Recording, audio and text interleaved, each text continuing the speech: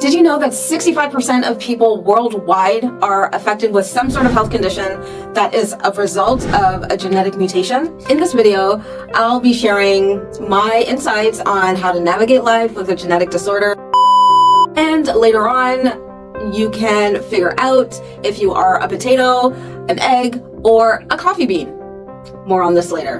Back to genetic disorders. This can be either a single cell gene mutation, like one that I'm affected with, or it can also be chromosomal. The amount of people that are affected globally with a genetic disorder is so high that it's a topic that should be spoken about more openly and freely. And so here we are.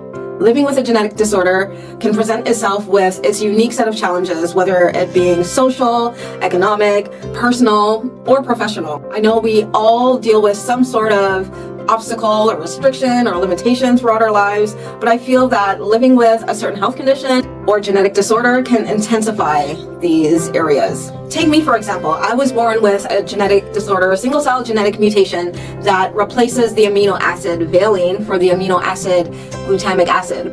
And when this pair up is matched, it causes deformity in the red blood cells. Now, many of your red blood cells can be like a full moon, which is perfectly round and can flow gracefully throughout the veins. Mine, on the other hand, are deformed and in a sickled shape, and so when they are flowing throughout the veins, they can get sticky and clump up together and can get stuck. Pain can ensue after those areas are clogged because there's not enough blood flow to get through that particular area. And it causes extreme pain. I mean, if you were to rate this on a scale of 1 to 10, easily 15. Not all the time, but there are times where it's off the charts. And no one should ever have to go through this type of pain, ever. It's very, very debilitating. So sometimes I'm okay, and other times I am bedridden. Over the years, I've learned to improve my mental health, my attitude, my strength, and just courage in general in all areas of life. All of the above is a work in progress, and so sharing my experiences hopefully can help you too. Though upon further contemplation, I have realized that I am right where I need to be. I am right where I need to be. Work in progress. Remember when I told you about the potato, an egg, or a coffee bean? Which one you are? Here is a story. A little girl was really frustrated, and so she went to her father and she's like, "Oh, Dad, I'm so over it. I can't do this. I think life is too tough." And so her dad, being a chef, wanted to teach her a lesson. And so what he did was brought her into the kitchen. He boiled 3 pots of water. One he put the potato in, another he put an egg, and with the other it was coffee bean. After some time, he told his daughter, take out the egg, take out the potato, and check on the coffee beans. She realized that each item had changed. The hard, unrelenting potato became soft. The egg became hard-boiled, and the water that had the coffee beans in them transformed into a beautiful coffee beverage. Like adversity, he mentioned to her that with people, it's the same thing. We can react differently. We can become soft and weak, like the potato, toughen up, like the egg, or we can transform, such as the coffee bean did to the water.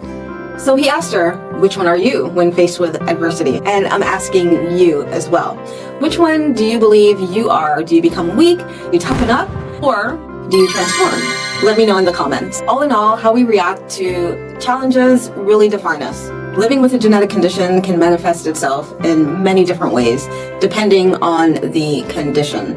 Having a strong support system is crucial when living with a genetic disorder. Whether it be family, friends, or support groups, these are people who are empathetic and do understand your situation at a higher level than the rest of the population. Coping strategies are essential in navigating your way through living with a genetic disorder, and this can be with stress management techniques, deep breathing, meditation, and even finding a hobby that finds you joy and fulfillment. Let me know, what are some of your hobbies that you like to engage in? Let me know in the comments. Advocacy and raising awareness is crucial in educating ourselves and others about genetic disorders. This can potentially help ourselves and future generations. If you are living with a genetic disorder or know someone who is, share your story, share their story, advocate for better research and awareness, because this can only help ourselves collectively. By sharing our stories, advocating for change, and supporting one another, we can live in a more understanding and inclusive place regardless of our genetic makeup. For those who are interested in learning more about my genetic disorder that I was diagnosed with at 3 months of age, if you haven't already figured it out, you can check out my next video. And I thank you so much for watching.